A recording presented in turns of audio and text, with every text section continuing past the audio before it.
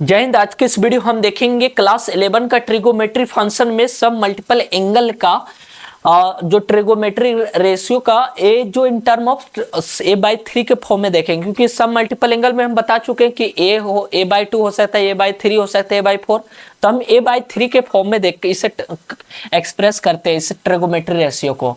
तो जैसे हमें पता है कि साइन 3a बराबर हमारा क्या होता है, 3 sine a minus 4 sine cube A formula हम बता चुके हैं।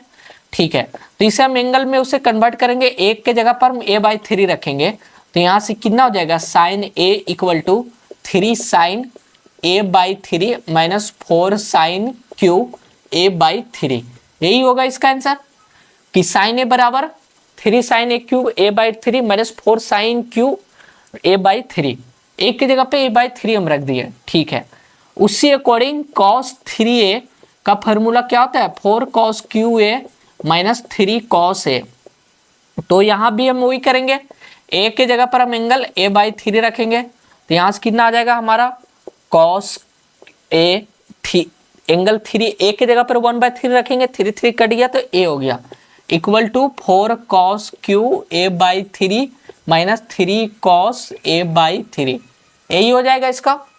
उसी अकॉर्डिंग जैसे tan 3a का फॉर्मूला क्या होता है, 3 tan a माइनस क्या होता है, tan QA divide by 1 minus 3 tan square a। यही होता है tan 3a का।